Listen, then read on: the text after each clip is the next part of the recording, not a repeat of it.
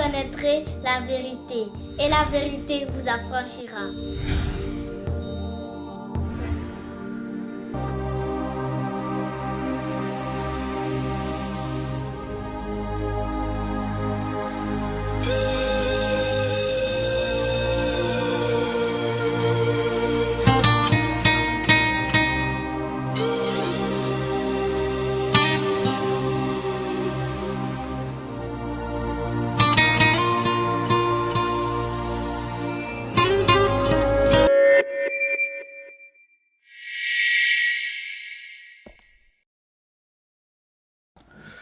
Voilà, chers frères et sœurs, je vous salue dans le nom de notre Seigneur et Sauveur Jésus. Voilà, j'ai intitulé cette vidéo « Les antichrists dans l'Église ». Les antichrists dans nos églises. Alors, il est très important, pourquoi j'ai dit les antichrists dans nos églises, c'est parce qu'aujourd'hui, il y a beaucoup de pratiques, beaucoup de faux prophètes, beaucoup de menteurs, beaucoup de voleurs, de brigands qui sont venus dans la maison de Dieu, qui se font passer pour des pasteurs, qui se font passer pour des prophètes, qui se font passer pour des archibishops et qui trompent le peuple de Dieu. Et donc, l'objectif de cette vidéo, c'est vraiment de vous expliquer certaines pratiques que les gens font, que les soi-disant prophètes font dans nos églises, qui sont en fait des pratiques antichrist. Pourquoi ce sont des pratiques antichrist? Parce que ce sont des pratiques qui sont contre la volonté de Christ. Jésus ne l'a pas pratiqué, les apôtres ne l'ont pas pratiqué, et cela n'est même pas enseigné dans la parole de Dieu. Donc nous allons voir ces pratiques parce que il est important qu'on puisse vraiment parler de ces choses pour que les enfants de Dieu puissent être vraiment éclairés, pour que ceux qui veulent voir puissent voir, pour que ceux qui veulent entendre puissent entendre. D'abord, je voudrais vraiment, avant de rentrer dans le vif du sujet, vous donner un conseil simple, pour vraiment rejeter toute pratique qui ne respecte pas ou bien qui ne satisfait pas à ces trois questions. Donc, quand vous êtes devant une situation, posez-vous, j'ai envie de dire, trois questions. La première question, c'est de savoir, est-ce que Jésus l'a pratiqué? Et est-ce que Jésus l'a enseigné? Ça, c'est la première question. Est-ce que Jésus l'a pratiqué? Si c'est non, ensuite vous vous posez la question, est-ce que Jésus l'a pratiqué? Deuxième question. Ensuite, la troisième question, c'est est-ce que les apôtres l'ont pratiqué? Et est-ce que les apôtres l'ont enseigné? Voilà, donc ça va faire quatre questions. Voilà, quatre questions. Donc, première question, est-ce que Jésus l'a pratiqué? Deuxième question, est-ce que Jésus l'a enseigné? Troisième question, est-ce que les apôtres l'ont pratiqué? Et est-ce que les apôtres l'ont enseigné dans la parole de Dieu, dans les épîtres?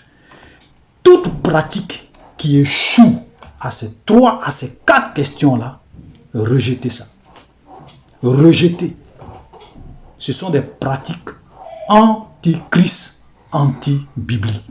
Et donc, j'ai sélectionné quelques pratiques que nous allons voir, que nous allons exposer, pour vous faire comprendre que ce n'est pas de Dieu, que ce sont les pasteurs escrocs, voleurs, menteurs qui exploitent cela pour vraiment détruire, j'ai envie de dire, l'église du Seigneur et détruire même l'image de l'église dans le monde. Bon, il y a, par exemple, le premier, c'est quoi? Le premier la première des choses que nous voyons, ou bien la première des pratiques que nous voyons, c'est souvent les délivrances que les gens filment. Ok? Les délivrances que les gens filment et qu'ils publient sur Internet ou sur les réseaux sociaux. Voilà. Donc vous voyez des gens, pendant que quelqu'un est un esprit est en train de parler au travers d'une personne, ou bien la personne est à terre, en train de traîner, donc les gens filment Et souvent, on voit les pasteurs qui commencent à discuter avec les démons. Oui, comment tu t'appelles? D'où viens-tu? Pourquoi tu es entré dans la vie de cette personne? Et les gens filment tout ça. Et ensuite, ils balancent ça sur Internet. Ils balancent ça sur les réseaux sociaux pour se faire de la publicité. Et je l'ai déjà dit dans l'une de mes vidéos, j'ai dit, ce sont des pratiques antichrist. Parce que Dieu respecte la dignité humaine. Dieu respecte la dignité humaine. Et moi, ce qui me désole, c'est que vous allez vous rendre compte que ces personnes, ces pasteurs, ces prophètes, ces bishops, ils n'accepteront jamais que leurs épouses, si c'était leurs épouses qui étaient possédées et qui traînaient par terre, ils n'allaient jamais accepter qu'on puisse filmer la délivrance de leurs épouses, la délivrance de leurs enfants, la délivrance de leurs fils, la délivrance de leurs filles, et qu'on puisse publier ça sur Internet. Vous voyez comment ils sont vraiment mauvais, ils sont sans cœur. C'est-à-dire qu'ils préfèrent exposer la dignité de quelqu'un, ils préfèrent vilipender une personne, mais si c'était leurs épouses, si c'était leurs enfants, si c'était eux-mêmes, leur propre vie, leur propre personne, ils n'allaient jamais accepter qu'on puisse les filmer pendant qu'un esprit parle au travers d'eux, pendant qu'ils sont à terre et que l'esprit est en train de les traîner par terre, ils n'allaient jamais accepter qu'on puisse filmer ça et qu'on puisse balancer ça sur Internet.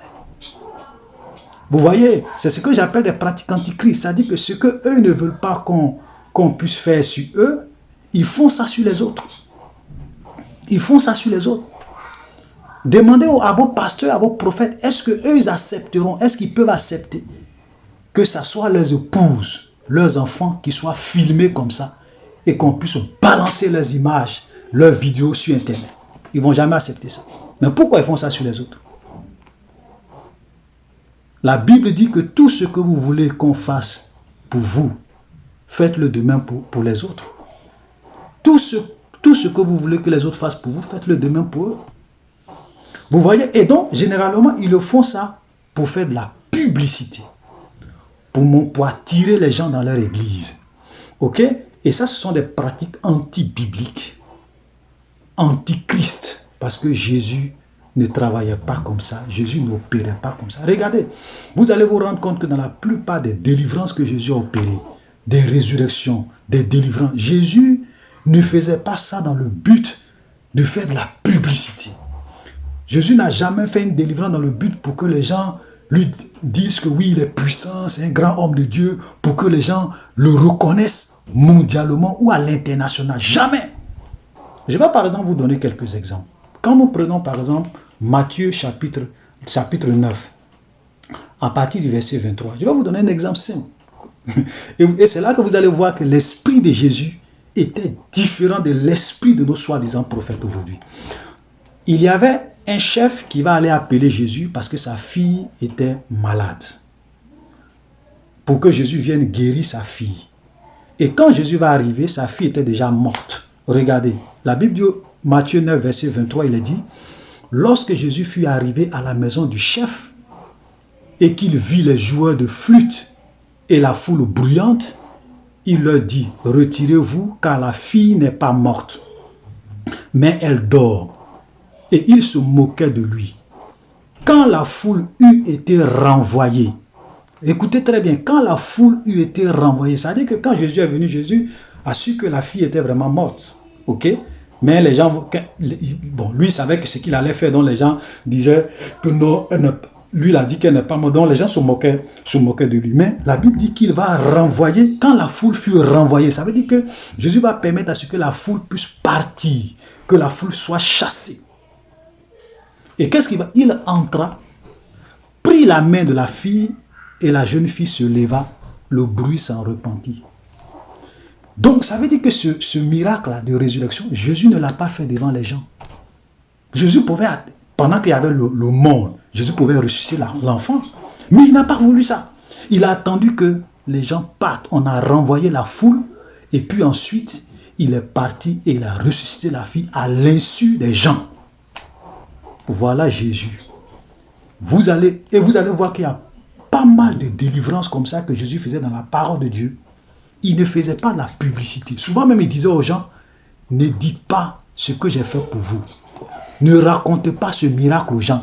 Et ce sont les gens eux-mêmes qui partaient maintenant pour publier. Mais ce n'était pas Jésus qui leur disait de publier ça. Voilà la différence entre Jésus et vos soi-disant prophètes d'aujourd'hui. Ils sont dans du marketing. Ils sont dans de la publicité. Et je vais vous donner un deuxième exemple de Pierre, qui était l'apôtre de Jésus.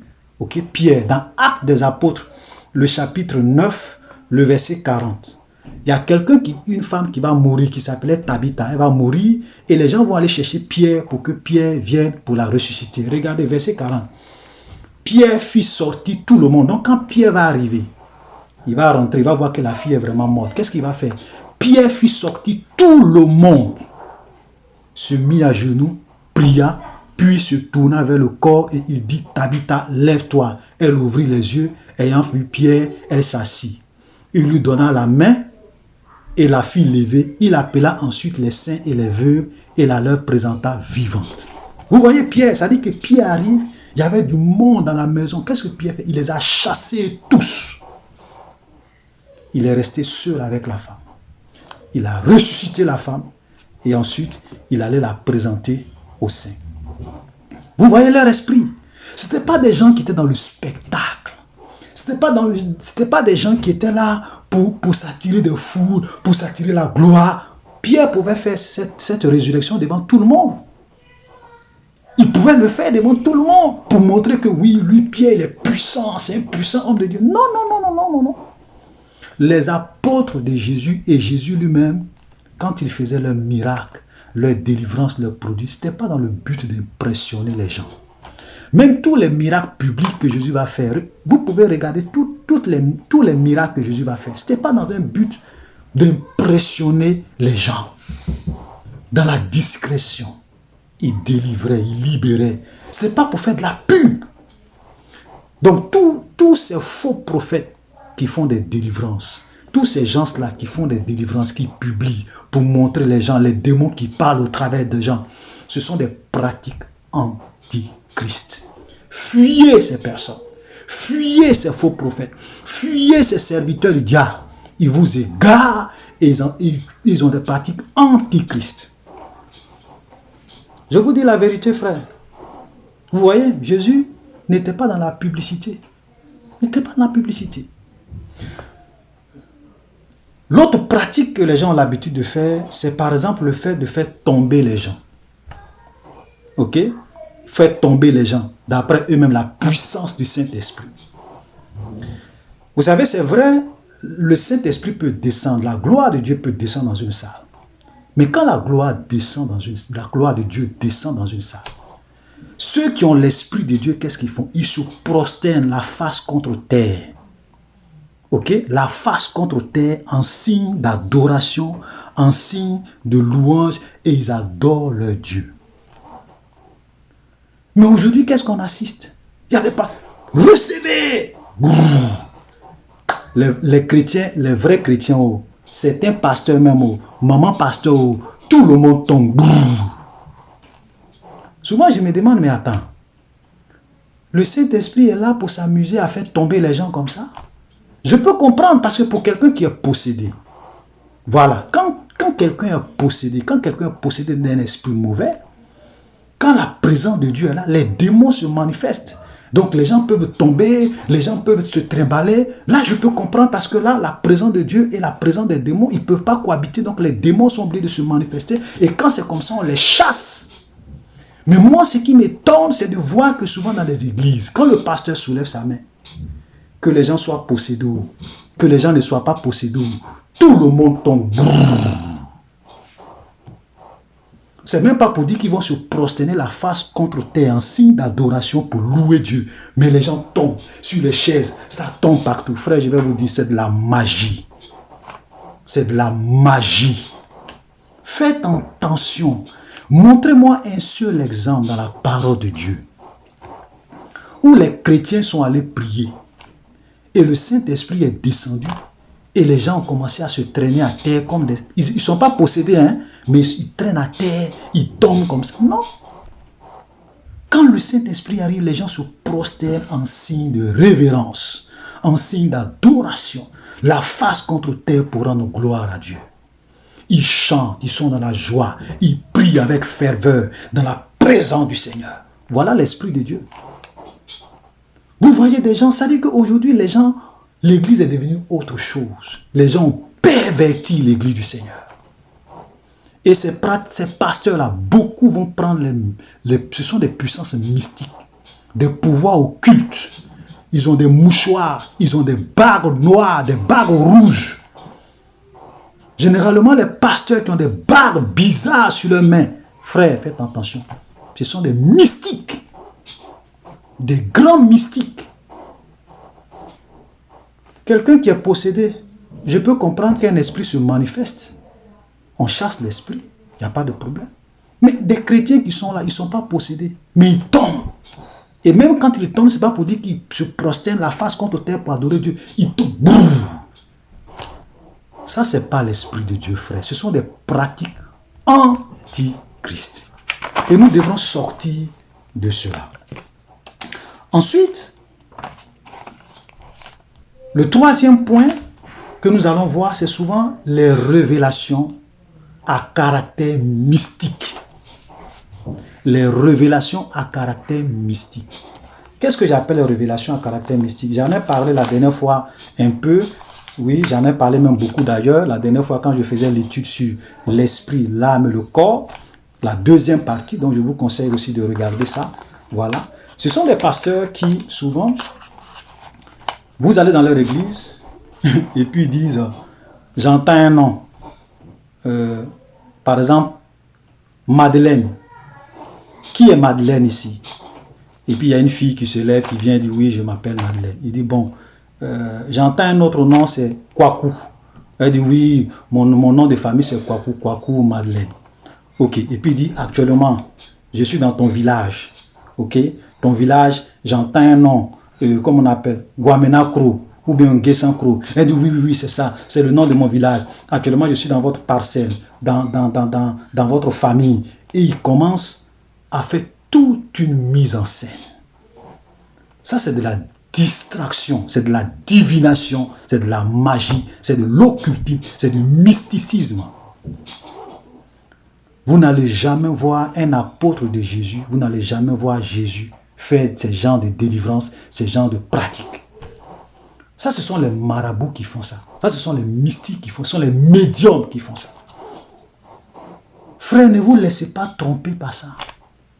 Un homme, je vais vous dire la vérité, un homme n'a pas le pouvoir d'être dans deux endroits en même temps. Même le diable lui-même n'est pas omniprésent.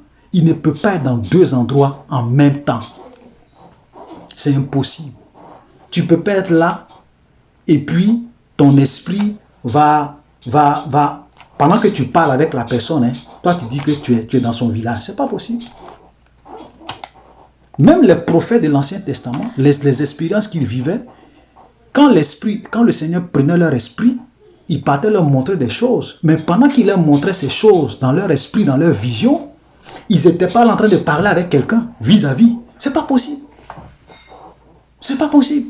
Quand Dieu te prend en esprit, tu t'en vas, il te montre ce que tu dois voir dans des visions, des révélations. Mais pendant qu'il est en train de te montrer ces visions, ces révélations, tu ne peux pas être en même temps dans un endroit en train de causer avec quelqu'un. Seul Dieu a ce pouvoir. Aucun homme, même le diable, même les démons ne peuvent pas être dans deux endroits en même temps. En fait, ce que vous oubliez, c'est qu'il travaille avec des démons. Quand il dit qu'il est dans ton village, il est dans ton salon, il est chez toi, en fait, ce sont des esprits, soit qui te possèdent, qui lui communiquent ces informations, ou bien ce sont les démons avec lesquels il travaille. Ok? L'ordre des démons avec lesquels il travaille, qui lui communiquent ces informations. Qui lui disent que non, cette personne s'appelle tant, voilà le problème qu'elle a. Puisque le diable, comme je le disais la dernière fois, le diable est vraiment renseigné. Les démons qui contrôlent votre vie, ils connaissent votre nom, votre date de naissance, votre numéro de téléphone, votre compte bancaire. Ils ont toutes les informations sur vous. Ils savent même que c'est quel sous-vêtement tu as porté. Tout ça, c'est de la divination, c'est de la distraction. Ça me fait mal de voir les enfants de Dieu être trompés avec un tel degré de séduction. Montrez-moi un seul exemple dans la Bible où Jésus a opéré de telles délivrances. Ça n'existe pas. Quand quelqu'un arrive et qu'il a besoin d'être délivré, Jésus chasse le démon. Il ne cause même pas avec les démons, il les chasse. Tu as un problème, tu es malade, Jésus te guérit. Tu as une situation, Jésus te guérit. Il ne va pas rester en train de te poser des questions. Ça fait combien d'années? Tes parents, c'est là. Voilà, je suis dans ton village. Les gens, non. Ça, c'est de la distraction, c'est de la publicité. C'est-à-dire que les gens font ça. Ce sont des mises en scène pour distraire le peuple de Dieu. Pour distraire le peuple de Dieu. Le diable connaît ton numéro de téléphone. Le diable connaît ton compte bancaire.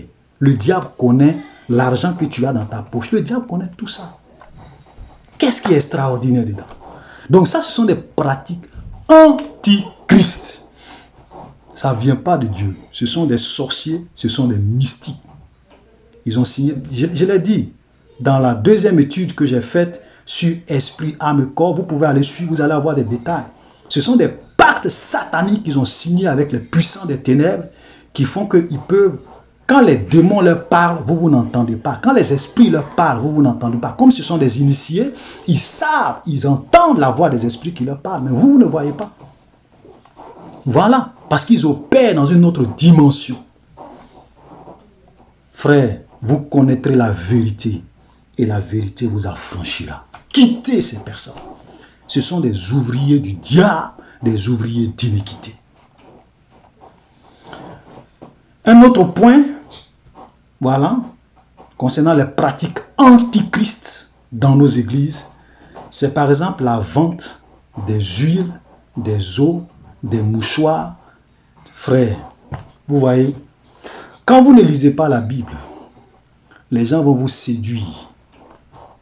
Montrez-moi un seul exemple dans la parole de Dieu où Jésus a vendu de l'huile. Montrez-moi un seul exemple dans la parole de Dieu où les apôtres ont vendu de l'huile.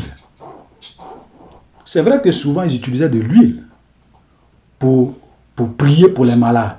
Et même dans Jacques, on dit, si quelqu'un est malade, qu'il appelle les anciens, que les anciens prient pour lui et qu'il le oignent d'huile, qu'il prie pour lui. On dit pour les malades. On n'a pas dit pour chasser les démons. On dit pour les malades. Mais même encore, si tu prends ça même pour chasser les démons, depuis quand la Bible dit qu'on doit vendre de l'huile? Depuis quand la Bible dit qu'on doit vendre des mouchoirs? Depuis quand la Bible dit qu'on doit vendre des eaux bénites? Depuis quand qu'on doit vendre du sel? Dites-moi. Dites-moi. Ça n'existe pas. Nulle part dans la parole de Dieu. Jésus a dit, vous avez reçu gratuitement, donné gratuitement. Pourquoi eux vendent? Et souvent, ça me fait mal de voir nos mamans, nos jeunes filles, nos jeunes soeurs, nos jeunes frères se laisser tromper. Et quand vous payez, vous les enrichissez. Parce qu'en fait, c'est du commerce qu'ils font avec vous. C'est du commerce. Et quand Jésus est arrivé, vous allez vous rendre compte que quand Jésus est allé à Jérusalem, les gens ont fait de la maison de Dieu une maison de commerce. Vous savez ce que Jésus a fait? Il a fait un fouet. Et il les a chassés. Il a renversé les tables. Il les a chassés. Il a dit, ma maison sera appelée une maison de prière. Mais vous en avez fait une maison de commerce. La maison de Dieu, ce n'est pas une maison de commerce. On ne vient pas vendre de l'huile. On ne vient pas vendre des eaux. On ne vient pas vendre du sel. On ne vient pas vendre des mouchoirs. On ne vient pas vendre les choses dans la maison de Dieu. Frères, je vous en prie. Libérez-vous de ces faux pasteurs. Libérez-vous de ces faux prophètes. Ne les suivez pas. Ils vous égarent, ils vous exploitent, ils vous trompent. Et même, il y a encore une autre chose qui me désole encore. C'est souvent ces pasteurs qui vous demandent de l'argent pour prier pour vous. Ils vous demandent une offrande pour prier pour vous. Et ou bien même quand ils finissent de prier pour vous, ils disent, bon, il faut faire une offrande. Donne l'offrande du prophète. Donne l'offrande de l'apôtre. Donne l'offrande du bishop. Frère, ce sont des escrocs. Jésus n'a jamais demandé de l'argent à quelqu'un pour prier pour lui. Les apôtres n'ont jamais demandé de l'argent à quelqu'un pour prier pour lui ou pour prier pour sa situation ou pour prier pour son cas de délivrance. Nulle part dans la Bible, vous allez voir des apôtres Jésus prendre l'argent pour faire la délivrance de quelqu'un. Ou bien même quand il finit de délivrer quelqu'un, personne, Jésus n'a jamais dit à quelqu'un lorsqu'il a fini de prier pour lui, donne une offrande, bénis mon ministère. Oui, bénis mon ministère. Ça c'est leur nouveau mot ça. Frère, bénis mon ministère. Bientôt, je vais aller construire une église dans ton quartier là. Tu apportes combien pour moi? J'ai prophétisé sur ta vie. Tu apportes combien pour mon ministère? Ce sont des escrocs. La Bible dit, nous avons reçu gratuitement, nous donnons gratuitement. Est-ce que Jésus a une fois demandé de l'argent à quelqu'un pour prier pour lui? Est-ce que les apôtres ont une fois demandé de l'argent pour prier pour quelqu'un? Est-ce que les apôtres ont une fois demandé de l'argent après avoir prié pour quelqu'un? Ou est-ce que Jésus a une fois demandé de l'argent, ou bien des offrandes, ou bien des collectes, après avoir prié pour quelqu'un? Jamais dans la Bible, vous n'allez le voir ça. Ça n'existe nulle part. Vous pouvez prier pour quelqu'un. Si la personne elle-même, elle est touchée, et qu'après elle veut faire un geste, elle veut faire une offrande à Dieu, en toute liberté, la personne peut faire une offrande. Mais ce n'est pas toi le prophète, ce n'est pas toi le pasteur qui va exiger une offrande. Ce n'est pas toi qui va demander une offrande.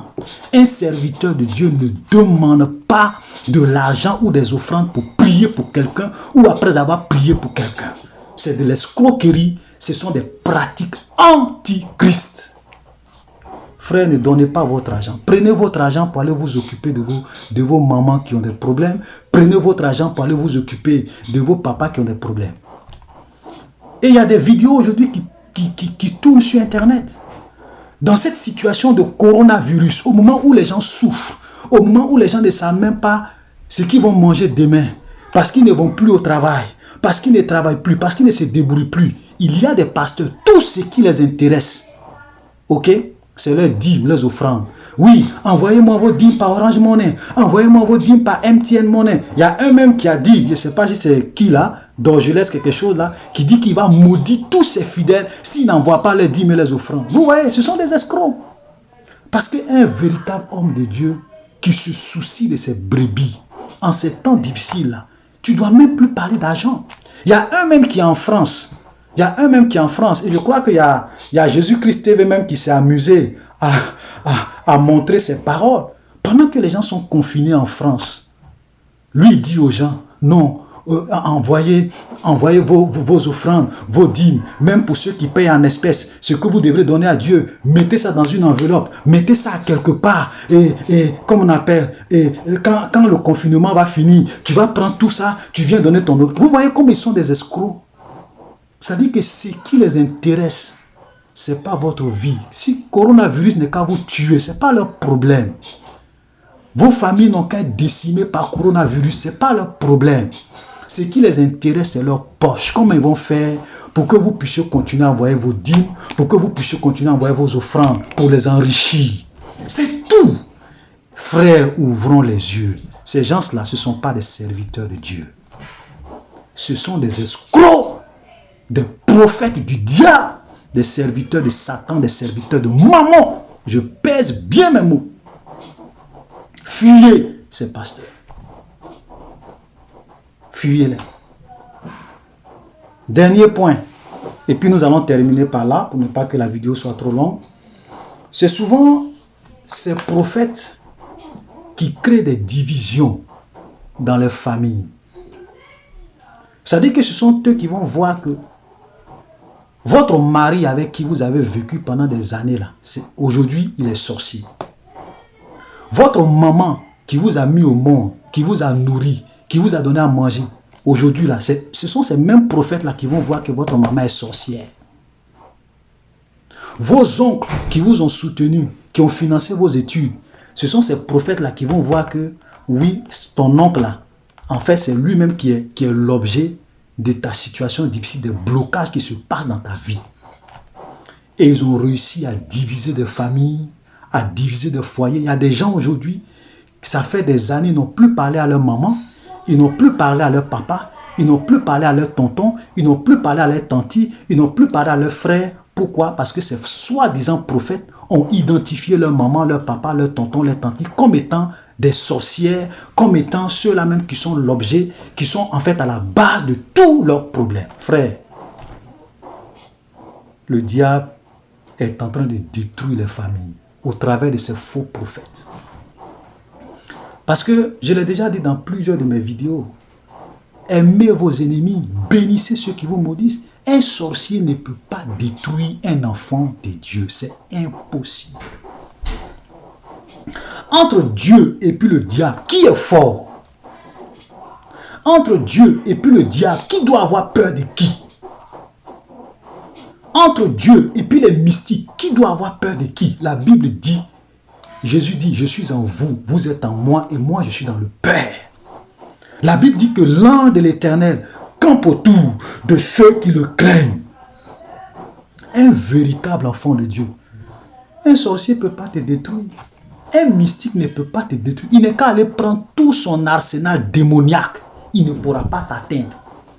Tant que tu marches dans la crainte de Dieu, aucun sorcier ne peut t'atteindre. Et la dernière fois, je le disais.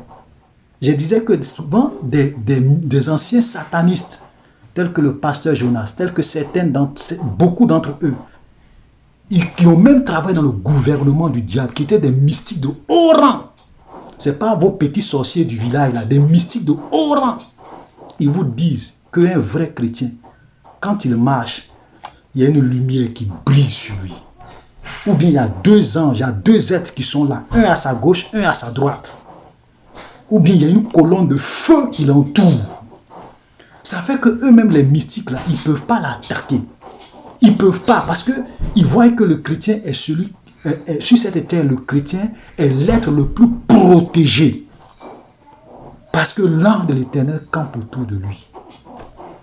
Mais pourquoi je ne vais pas parler avec ma maman parce qu'elle est sorcière? Au contraire même, je vais, maman, elle est sorcière même, je vais la saluer. C'est du n'importe quoi, de la confusion. C'est la confusion. Non, on va prier pour que ta maman sorcière là meure.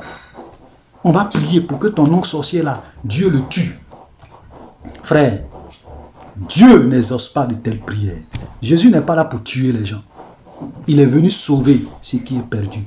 Nous avons à lutter contre les démons, contre le diable, contre les puissants des ténèbres, contre les esprits méchants, contre l'esprit de la sorcellerie qui anime les gens. Mais on ne va pas prier pour que Dieu tue les gens. Les gens que tu veux tuer là, eux aussi ils ont besoin d'être sauvés pour aller au paradis. Ce n'est pas toi seul qui va rentrer au paradis. Arrêtons de prier pour que les gens meurent. Arrêtons. Hein? Regardez, la Bible est claire. Hein? Si vous voulez, je vous lis le passage. Je vous lis le passage dans Matthieu.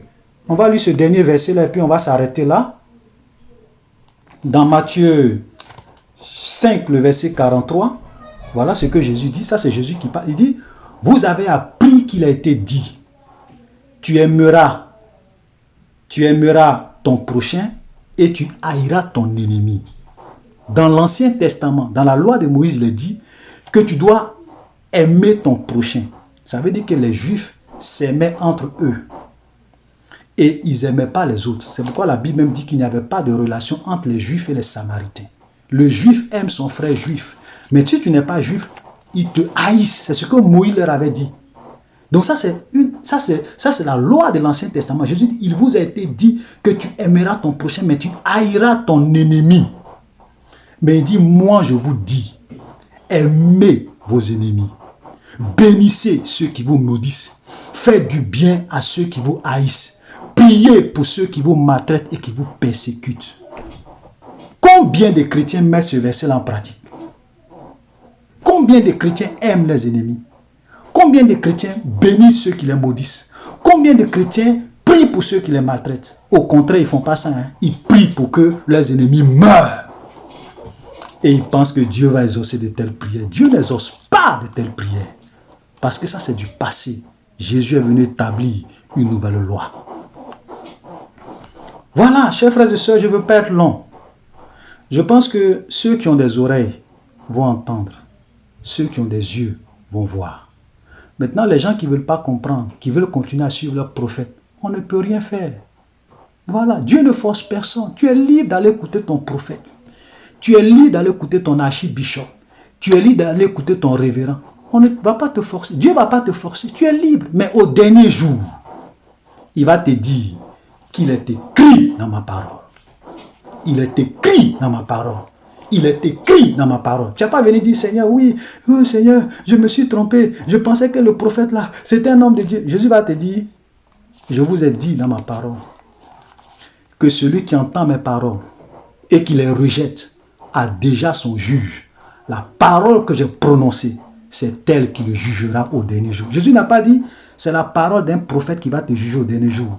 Il n'a pas dit, c'est la parole d'un archibishop qui va te juger au dernier jour. Il n'a pas dit, c'est la parole d'un révérend pasteur qui va te donner. Il dit, c'est sa parole qui va nous juger tous au dernier jour. Donc si tu veux, suis tes prophètes, c'est ton choix. Mais la parole de Dieu, c'est elle qui va nous juger tous un jour. Frères et sœurs, shalom, soyez bénis. À bientôt.